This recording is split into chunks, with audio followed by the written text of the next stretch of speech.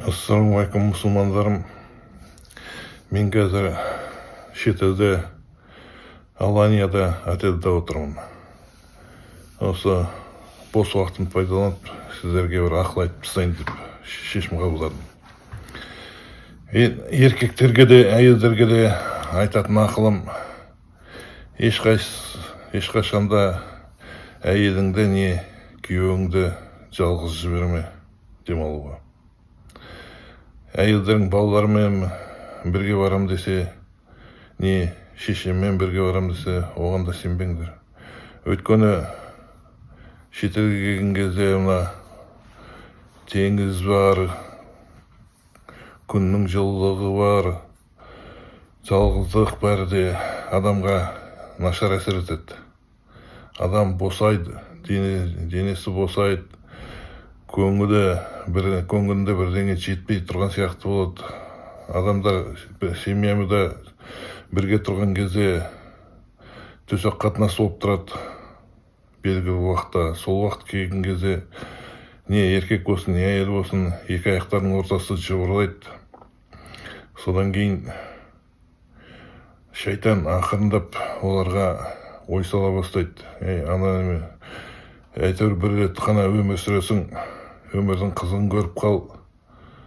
Жас жігіт жүр, немесе жас қыз жүр, келіншек жүр. Солардың бар дәмін татып ал. Мүмкіндік көп тұрғанда ешкім көріп тұрған жоқ деп айтады, азғырады солай. Содан кейін адамдар өздері қалай шайтанның атынан еріп кеткенін білмей қалады. Күнә жасайды, зина жасайды. Басқа еркектермен жатады, не басқа әйелдермен жатады. Мысалы, қазір мен отырған осы гостиницада көбінесе қазір пенсиядағы адамдар жүр, демалып жүр, әйелдері де, еркектері де. Солардың арасында бір 3 жастау келіншек бар, украинаныкі. Екеуі украинаныкі, біреуі немістің ұзын бойлы әдемі келіншегі жүр. Екеуі жас, 20-25 арасында. Біреуінің 2 баласы бар, екіншісінің 1 баласы бар, 1 қызы бар. Олар келесі мені көргеннен ақырындап маған жымия бастады, сөйлей бастады, амандасып. Осы 1-2 күн бұрын мен ресторанның ең түпкі жағында бұрышында отырғам. Мені көрді, 2 баласы бар келіншек есіктен ар жағынан тұрып, бүкіл залға бақырып маған приятного аппетита деп бақырып жатыр да. Елдің бәрі қарап жатыр.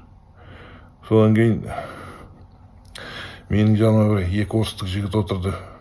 Екеуі де әдемі 30-35 жастағы. Сосын маған қарап айтады, сенің артыңнан бірнеше күн болды бақылап отырғанымызға, мұнда өзі әдемі бар жоғы 3 ғана бар, 3 қатын ғана бар. Сол 3 де саған қарап жүр, бізге қарамайды. Біз сөйлестік, сөйлеспейді. Неге деп сөйлеп сұрап жатыр. Мен айттым, ол деген оп-оңай дедім, өйткені менің шайтандарым оларды азғырып, олардың көз алдында менің керемет еркек ретінде көрсетіп жүр. Ал біз неге көрсетіп дейді? Сендер қажет жоқ, сендер Аллахқа сенбейсіңдер. Сендер арақ ішесіңдер, ішіп отырғандарыңмен арақ, сыра, вино ішіп отырсыңдар, темекі тартып жүрсіңдер. Сендерге ол немене керек, сендер и так олардың шайтанның азғыруымен бірге жүрген адамсыңдар. Ал енді мен Аллахқа сенем, мұсылманмын. Егер мен күнә жасайтын болсам, ол үлкен күнә болады. Сондықтан да шайтан маған қарсы күреседі, мені күнәға итереді. Ал енді мен ондай күнәға бармаймын, Аллахтан қорқам десем, олар айтады. Егер Аллахыңнан қорқатын болсаң, онда оларға неге жымиып көресің, неге сөйлесесің? Оларға қатты сөйлеп тұрсаң, емес сөйлемей қой. Сол кезде олар бізге қарайды деп сөйледі. Сосын мен айттым, жоқ, олай болмайды. Мен оларға деген отношениемді ешқашанда өзгертпеймін. Өйткені егер де мен оларға отказ беретін болсам, онда олар сендерге барып, сендердің төсектеріңе барып жатады. сосын күнә жасайды. Одан мен де күнә жасамай ақ қойын, олар да күнә жасамай ақ қойсын, сендер маған ренжімеңдер деп, мен тұрып кеттім олардың жанынан. Сол сияқты менің әйелім бар, менен 31 жас кішкентай, звондап, WhatsApp-пен сөйлесіп тұрамыз күнде. Ол да қызғанып жатады. Сен бірдеңе былықтырып қойған жоқсың ба, күнә жасап қойған жоқсың ба? Мен оған айтам, мен Аллахтан қорқам. Бір минутный слабостьқа бола, жұмақтағы мәңгілік рахаттан, ләззаттан айнып қалғым келмейді деймін, айырылып қалғым келмейді. Сондықтан сен мен үшін переживать етпе. Мен Аллахтың көріп тұрғанын білем. Алла менің не істеп жатқанымды Аллах көріп тұр. Сондай-ақ періштелер көріп тұр, сосын шайтандар көріп тұр, мен көрмесем де. Сондықтан мен үшін қорықпа деймін. Өйткені мен өзім берікпін. Сол сияқты сіздерге де айтарым, байқаңыздар. Не еркек, не әйел жалғыз жүргеннен кейін, оның жанында шайтандар жүреді. Сосын олар жұмыс істей бастайды, оны күнәға итеріп. Сондықтан да жалғыз жүрмеңіздер.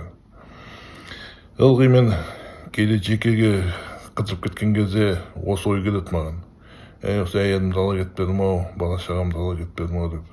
Мен әрқашан ол жаныма бірге ұстар едім, бірақ мына оқу бар, детсадтары бар, барып жүрген.